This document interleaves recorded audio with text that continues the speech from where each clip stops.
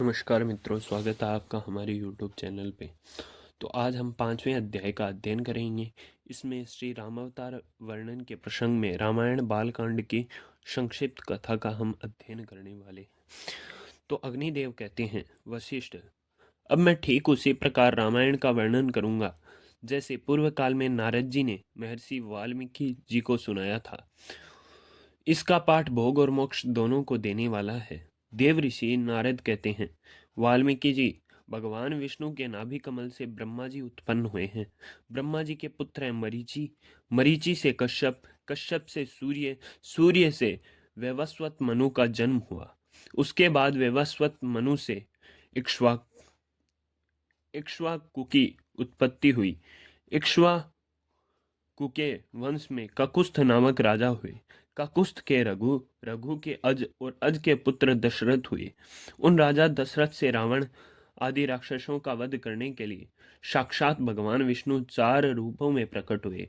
उनकी बड़ी रानी कौसल्या के गर्भ से श्री रामचंद्र जी का प्रादुर्भाव हुआ।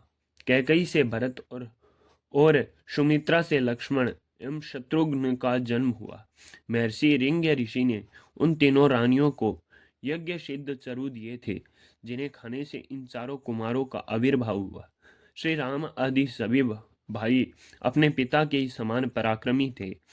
एक समय मुनिवर विश्वामित्र ने अपने यज्ञ में विघ्न डालने वाले निशाचरों का नाश करने के लिए राजा दशरथ से प्रार्थना की कि आप अपने पुत्र श्री राम को मेरे साथ भेज दें। तब राजा ने मुनि के साथ श्री राम और लक्ष्मण को भेज दिया। श्री रामचंद्र जी ने वहां जाकर मुनि से अस्त्र शस्त्रों की शिक्षा पाई और ताड़का नाम वाली निशाचरी का वध किया।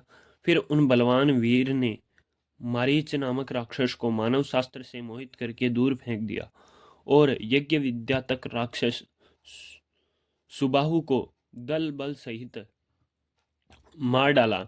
इसके बाद वे कुछ काल तक मुनि के सिद्ध आश्रम में ही रहे। तत्पश्चात विश्वामित्र आदि महर्षियों के साथ लक्ष्मण सहित श्री राम मिथिला नरेश का धनुष यज्ञ देखने के लिए गए। अपनी माता अहल्या के उद्धार की वार्ता सुनकर संतुष्ट हुए।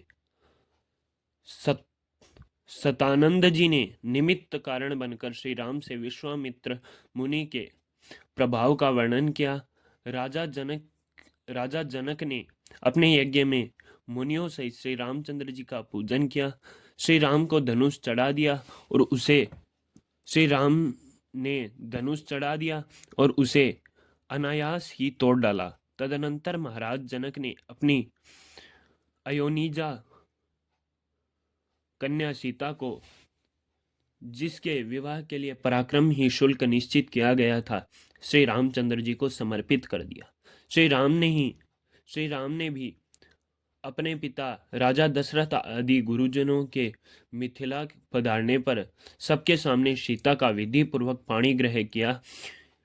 उस समय लक्ष्मण ने भी मिथिलेश कन्या उर्मिला को अपनी पत्नी बनाया। राजा जनक के छोटे भाई कुशध्वज थे।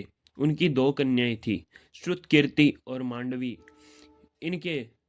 मांडवी के साथ भरत ने और श्रुतकीर्ति के साथ शत्रुघ्न ने विवाह किया। तदनंतर राजा जनक से भली भांति पूजित हो श्री रामचंद्र जी ने वशिष्ठ आदि महर्षियों के साथ वहां से प्रस्थान किया। मार्ग में जमदग्नि नंदन परशुराम को जीतकर वे अयोध्या पहुंचे। वहां जाने पर भरत और शत्रुघ्न अपने मामा राजा युधाजीत की राजधानी चले गए। बोलो श्री कृष्ण भगवान की जय।